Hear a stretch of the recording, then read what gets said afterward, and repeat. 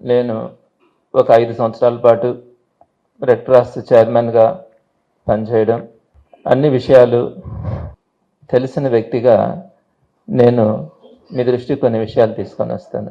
ఒకటి, Indian red cross society అన్నది national వైడ్గానే కాదు, ఇంటర్నేషనల్ రెడ్ క్రాస్ కూడా ఉంది. ఇండియన్ రెడ్ క్రాస్ సొసైటీకి సంబంధించి మాకు యూనిఫామ్ గైడ్ లైన్స్ ఉంటాయి. భారతదేశ వ్యాప్తంగా ఒకే రూల్స్ని ఫాలో కావాలి. ఏ జిల్లాలో, ఏ రాష్ట్రంలో ప్రత్యేకంగా రూల్స్, నిబంధనలు ఉండవు. ఇండియన్ రెడ్ క్రాస్ సొసైటీకి సంబంధించి కామన్గా యూనిఫామ్ రూల్స్ని భారతదేశ వ్యాప్తంగా అందరం కూడా ఒకటే విధంగా ఫాలో కావాలి. దీనికి సంబంధించి యూనిఫామ్ గైడ్లైన్స్లో మాకు మెంబర్షిప్ ఇవ్వడానికి ఇందాక గోవర్ధన్ కూడా చెప్తున్నారు, నేను కూడా చూచాయిగా చెప్తాను. ఒకటి, మెంబర్గా మేము చేర్చుకునేటప్పుడు మా కాన్సెప్ట్ ఏంటంటే ప్రతి ఇంట్లో కూడా రెడ్ క్రాస్ వాలంటీర్ ఉండాలి, రెడ్ క్రాస్ మెంబర్ ఉండాలి అన్నది మా ధ్యేయం. ఆ విధంగా రెడ్ క్రాస్ని విస్తరించాలా అన్నది మా రెడ్ క్రాస్ యొక్క ఆశయం. ఆ విధంగా కూడా పనిచేస్తా ఉన్నాం. ఒక మెంబర్గా చేర్చాలా అంటే అతని మీద క్రిమినల్ కేసులు ఉండకూడదు, అదొక్కటి మాత్రమే కండిషన్. అది కాకుండా అతను ఏ కులమైనా, ఏ మతమైనా, బయట ఏ వ్యాపారమైనా చేసుకోవచ్చు, అతను ఏ వృత్తిలోనైనా ఉండొచ్చు, ఏ పొలిటికల్లోనైనా ఉండొచ్చు. అతనికి మేము రెడ్ క్రాస్ మెంబర్షిప్ని ఇవ్వచ్చు, రెడ్ క్రాస్ మెంబర్గా మేము ఆహ్వానించవచ్చు.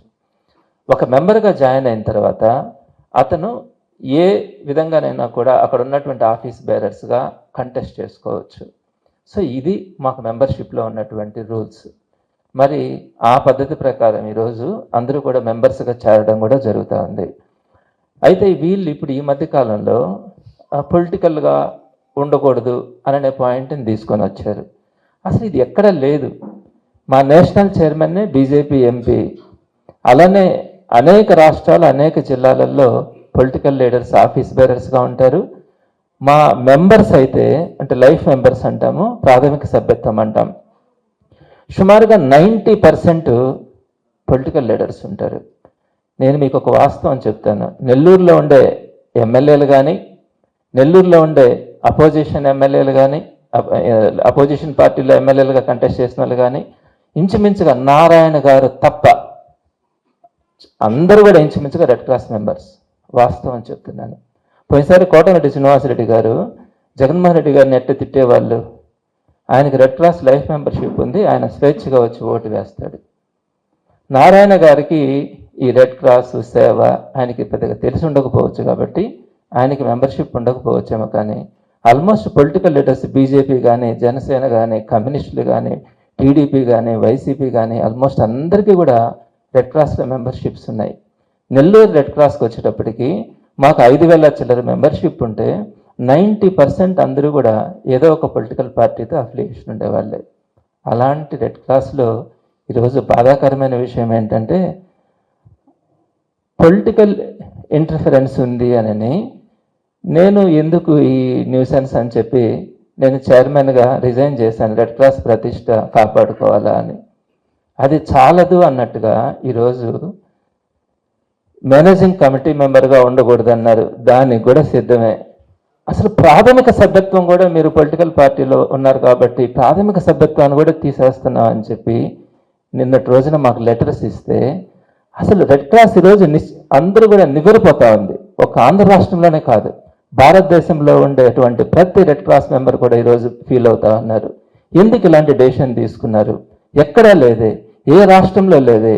ఈ విధంగా చేస్తే రేపొద్దున ఇంకొక పొలిటికల్ పార్టీ వచ్చినప్పుడు దాన్ని బేస్ చేసుకొని ఎక్కడ ఏ పొలిటికల్ పార్టీ లీడర్తో కూడా తిరిగినా కూడా వాళ్ళందరికీ మెంబర్షిప్లు తీసేస్తే ఎవరు రెడ్ క్రాస్లో పనిచేస్తారు? ఎవరు రెడ్ క్రాస్కి సేవ చేస్తారు?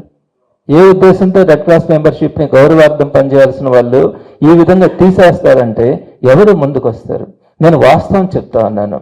తెలంగాణ నుంచి కూడా ఫోన్స్ వచ్చాయి, ఇదేంటి సార్ మేమంతా తెలుగుదేశం పార్టీ అభిమానులము, ఈ విధంగా చేస్తే రేపొద్దున ఇంకొక పార్టీ వచ్చినప్పుడు మమ్మల్ని తీసేయడం, ఈ విధంగా అసలు ప్రాథమిక సభ్యత్వాన్ని నుంచి తీసేయడం ఏంటి, ఇది చాలా తప్పు చేస్తున్నారని చెప్పి ఈరోజు మాట్లాడుతూ ఉన్నారు. వాస్తవం చెప్తా ఉన్నాను, ఇది మంచి సంప్రదాయం కాదు. రెడ్ క్రాస్ ప్రతిష్టకి ఏ విధంగా కూడా గౌరవం కాదు. రెడ్ క్రాస్లో ఏ విధంగా కూడా ఎవరు కూడా ఈరోజు మెంబర్షిప్గా చేరాలనే ఆలోచన కూడా రాని పరిస్థితి.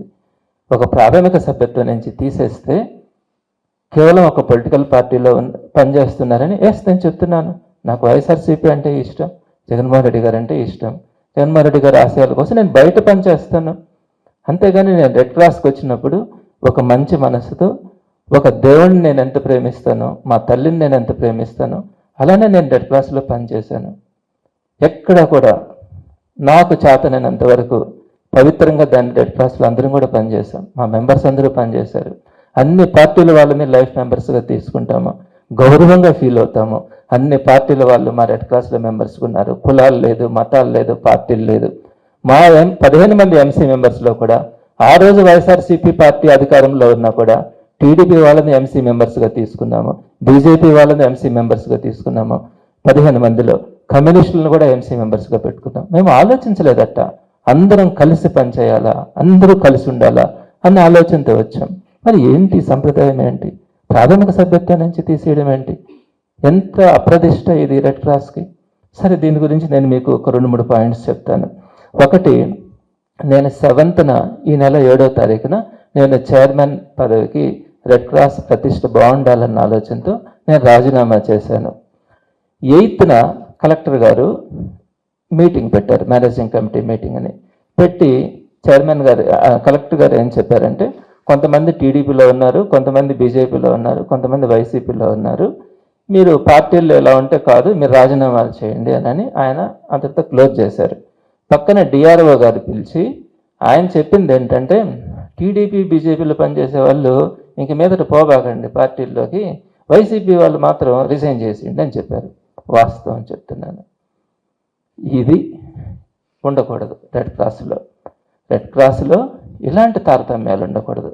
అందరినీ ఒకలాగా రెడ్ క్రాస్ ప్రెమిసెస్లో అందరినీ కూడా ఒకలాగా చూడగలగాలి. అయితే నేను ఇక్కడ ఇంకొక విషయం కూడా మీకు తెలియజేస్తా ఉన్నాను. 7వ తేదీ నేను రిజైన్ చేసినాను. 8వ తేదీ కలెక్టర్ గారు 4 గంటలకు మీటింగ్ పెట్టారు. 8వ తేదీ 3 గంటలకి 1 గంట ముందుగా నారాయణ గారు ఒక మెంబర్స్ని చేర్చుకోమని చెప్పి అర్జెంటుగా పంపించారు.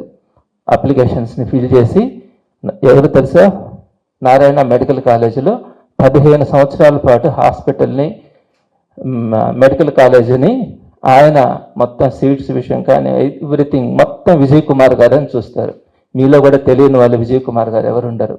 ఆయన 1 సంవత్సరం క్రితం ఆయన్ని వేరే పనికి అప్పగిస్తామని చెప్పి పక్కన పెట్టుకొని ఈరోజు ఆయన్ని తీసుకొని వచ్చి మెంబర్గా చేర్చి ఆయనకి కీలకమైనటువంటి పదవులు ఇవ్వాలనే ఆలోచనతో నారాయణ గారు చేర్చారు.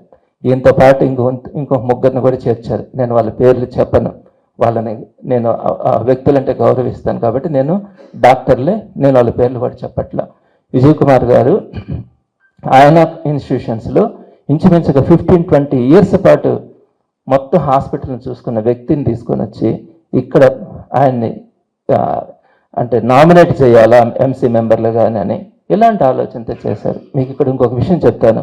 ఈ విధంగా చేర్చిన వాళ్ళల్లో ఒక ఆయన మా ఎంసీ మెంబర్కి ఫోన్ చేసి, నారాయణ గారు రెడ్ క్రాస్లో ఎంసీ మెంబర్గా నామినేట్ చేస్తామన్నారు, ఏమన్నా బెనిఫిట్స్ ఉంటాయా అక్కడ అని అడిగారంట.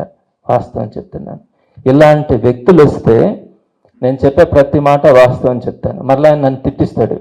ఆయన కింద ఉండే వాళ్ళతో పెట్టి బచ్చా లుచ్చా అని మాట్లాడిస్తాడు. చదువుకున్న వ్యక్తి నారాయణ గారు. నేను ఈ రోజుకి కూడా బయట కూడా ఆయన ఆబ్సెన్స్లో కూడా నారాయణ గారు అంటాను. ఆయన నా దగ్గర చదువుకునే పిల్లోడి దగ్గర ప్రెస్ మీట్ పెట్టించి నోటుకు వచ్చినట్టు తిట్టించారు. ఆ వెంకటరమణన్న, సేనన్న వీళ్ళతో తిట్టించారు. వాళ్ళంటే నాకు గౌరవం, నేనేమీ మాట్లాడట్లా. వాళ్ళని కూడా అవసరానికి వాడుకుంటారు, పక్కన పడేస్తారు. సో తిట్టించండి, నేను మిమ్మల్ని ఎక్కడ తిట్టట్లా, నేను పాయింట్స్ మాత్రమే చెప్తున్నా. అయితే అవునని చెప్పండి, లేకంటే కాదని చెప్పండి. మీకు నోరుందని చెప్పి కింద ఉండే వాళ్ళ దగ్గర, చిన్న చిన్న పిల్లకాయల దగ్గర నోటుకు వచ్చినట్టు తిడితే ప్రశ్నిస్తూ ఆగిపోద్ది అనుకుంటారేమో. ఎటువంటి పరిస్థితులు ఆగదు. మీరు ఒక్కొక్క దెబ్బ కొట్టే కొంది ఒకటే చెప్తున్నాం, మమ్మల్నే కాదు మా కార్యకర్తలను కానీ మా నాయకుల జోలికి వచ్చినా కూడా ఎటువంటి పరిస్థితుల్లో ఒప్పుకునేది ఉండదు. వారికి ఖచ్చితంగా అండగా నిలబడడం కూడా జరుగుతుంది. ఎంత దూరమైనా కూడా మమ్మల్ని అణిచివేసే కొద్దీ ముందుకెళ్తామే తప్ప ఒక్క అడుగు కూడా వెనకేసేది ఉండదు. ఇలాంటి పరిస్థితులను తీసుకొని వస్తూ ఉన్నారు. అయితే నిన్నటి 21వ తారీఖున నారాయణ గారు ఆయన ఆర్డర్స్ లేకుంటే ఇవన్నీ కూడా జరుగుతాయని నేను అనుకోను.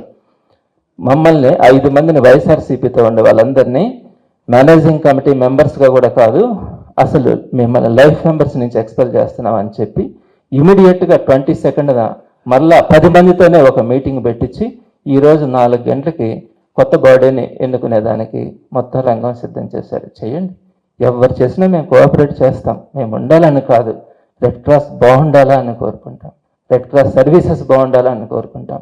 కానీ అవమానించద్దు. రెడ్ క్రాస్లో ఉండే వాళ్ళని అవమానించి ఏం చేస్తామో మీకు తెలియదా? ప్రజలకు తెలియదా? ఎంత చేస్తుంటామో తెలియదా? ఎన్ని సర్వీసెస్ చేసినామో, ఎంత చేసినామో, ఎంతమంది కోఆపరేషన్ తీసుకొచ్చుకున్నామో. ఈ రోజుకి కూడా రెడ్ క్రాస్ అంటే ప్రాణంగానే ఫీల్ అవుతాం. ఆ రెడ్ క్రాస్కి మచ్చలు ఉండకూడదని కోరుకుంటాం. సో మీరు చేస్తున్నటువంటి తీరు ఇది ఇండియా వైడ్గా కూడా ఒక ఆలోచనను కలిగించింది. ఇది సంప్రదాయం కాదు. ఇలాంటి పరిస్థితులు ముందుకెళ్తే రెడ్ క్రాస్ మనుగడ కష్టం అవుతుంది. ఏదో పొలిటికల్ పార్టీ లీడర్తో, అసలు మా సుబ్బారెడ్డి గారు ఉన్నారు, ఆయన అసలు ఏ విధంగా కూడా యాక్టివ్గా ఉండరు. ఏ రోజు కూడా ఒక పొలిటికల్ పార్టీకి సంబంధించి ప్రెస్ మీట్లు పెట్టి ఎవరిని మాట్లాడిందిలే. కేవలం వాళ్ళ వైఫ్ వైఎస్ఆర్సీపీ కార్పొరేటర్ అని చెప్పి ఆయన్ని తీసేశారు. ఏంటి తీసేసింది? ఎంసీ మెంబర్గా తీసేశారు, లైఫ్ మెంబర్గా కూడా, ప్రాథమిక సభ్యత్వం కూడా తీసి పారేశారు. ఎలా వెళ్తున్నాం? ఏం చేస్తా ఉన్నారు? ఎక్కడన్నా జరిగిందా ఇది? ఇప్పటి వరకు ఎక్కడ జరగలేదు. నెల్లూరులోనే ఎందుకు జరుగుతూ ఉంది? ఎందుకు ఈ అరాచకం? కాబట్టి అందరూ కూడా ఆలోచించుకోవాలా. రెడ్ క్రాస్లో మేము ఎన్ని సర్వీసెస్ చేసాము అంటే ఒక ప్రెస్ మీట్ పెట్టి మళ్ళీ కూడా మీకు వివరంగా, చాలామందికి తెలియదు ఏం చేశామో తెలియదు. అంతకుముందు ఎలా ఉండింది, ఇప్పుడు ఎలా ఉంది చెప్పదలుచుకోలేదు. ఎప్పుడు కూడా ప్రజలు నిర్ణయించుకుంటారు అనుకునే వాళ్ళం. కానీ వాటన్నిటిని కూడా రెడీ చేశాం. వాటన్నిటిని కూడా మేము ముందుకు తీసుకొని రావడం జరుగుతుంది. నారాయణ గారికి కూడా మేము చెప్తా ఉన్నాం, మీరు కూడా ఆలోచించండి. ఈ విధంగా మీరు కూడా ఏదో ఎవరికంటే వాళ్ళతో మాట్లాడించి ఏదంటే అది బురదలేస్తే రాజకీయాల్లో వైఎస్ఆర్సీపీ భయపడిపోతుంది అనే ఆలోచనలో నుంచి మీరు పక్కకు రండి. వాస్తవాలు తెలుసుకోండి. మంచి సమాజానికి మీరు కూడా దారి తీయండి. 10 మంది పేదలకు ఉపయోగపడే పనులు చేయండి. ఎంతసేపు మీరు మీ వ్యాపారాలే కాదు, ఆలోచించి నిర్ణయం తీసుకోవాలా. దీని మీద తప్పకుండా నేను చెప్తున్నాను, నాకేమి మెంబర్ కాకపోయినా నేను చేసే సర్వీస్ నేను చేస్తాను, నేను చేయాల్సింది నేను చేస్తాను. నాకు ఇది ముఖ్యం కాదు. నన్ను అడిగితే నేనే చేస్తుండేవాడిని డిజైన్. కానీ ఒక ఎక్కడ కూడా స్పష్టంగా ఒక నోటీస్ ఇవ్వకుండా, దానికి సంబంధించినటువంటి పద్ధతి లేకుండా, చేయాల్సిన వాళ్ళు చేయకుండా ఎవరంటే వాళ్ళు ఈ విధంగా చేయడం అన్నది గౌరవం కాదు. తప్పకుండా దీనిలో ఉండాలని కాదు, కానీ ఇది తప్పు అని చెప్పడానికి న్యాయ పోరాటం అయితే చేయడం జరుగుతుంది. పెద్దలు గోవర్ధన్ రెడ్డి గారు ఈరోజు దీని మీద ఒక బాధ్యతతో, మా అందరికీ కూడా లీడర్, ఈరోజు దీన్ని ప్రెస్ మీట్ని ఏర్పాటు చేసి చెప్పడం కూడా జరిగింది. రాబోయే రోజుల్లో అన్ని పార్టీలను కలుస్తాం, కమ్యూనిస్టులను కలుస్తాం, బీజేపీలను కలుస్తాం, జనసేనని కలుస్తాం. అందరికీ కూడా ఇక్కడ జరుగుతున్నటువంటి వాస్తవాల్ని, వారందరూ కూడా ఈరోజు మెంబర్స్ ఉన్నారు రెడ్ క్రాస్లో, వారందరికీ తెలుసు రెడ్ క్రాస్ సర్వీసెస్ గురించి. అందరినీ కూడా మీట్ అయ్యి అందరినీ కూడా ఒక తాటి మీదకి తీసుకురావడానికి కూడా ప్రయత్నం చేస్తుందని మీ ద్వారా అందరికీ తెలియజేస్తున్నాను. యూనిఫామ్ గైడ్లైన్స్ నేను మీకు ఇవ్వడం జరుగుతుంది. మా అందరికీ కూడా ఇది Indian red cross society, Nellore red cross society, AP red cross society కాదు. ఇండియన్ రెడ్ క్రాస్ సొసైటీకి యూనిఫామ్ గైడ్లైన్స్ ఉంటాయి. దాని ప్రకారమే ఎవరిమైనా ఫాలో కావాలి. ఇది ఎక్కడా కూడా లేదు, ఈ రూల్ లేదు. మాకు ఉంది ఏ రాజకీయ పార్టీలో. ఇప్పుడు నేను చెప్పినాను కదా, చాలామంది పొలిటికల్ లీడర్స్, 90% లీడర్స్ అందరూ కూడా రెడ్ క్రాస్లో లైఫ్ మెంబర్గా ఉండడాన్ని మేము సంతోషపెడతాము, మేము ఆనందపెడతాం. అందరూ ఉండాలా, అందరూ సర్వీస్ చేయాలా, అది కోరుకుంటాం. ఈ నిబంధన ఎక్కడా లేదు. వీళ్ళు పార్టీ, తెలుగుదేశం పార్టీ వచ్చిన తర్వాత ఇది సృష్టించుకొని ప్రధానంగా నెల్లూరులో జరుగుతున్నటువంటి ఈ అరాచకం అని అంటాను నేను, తప్ప ఇంకొకటి కాదు.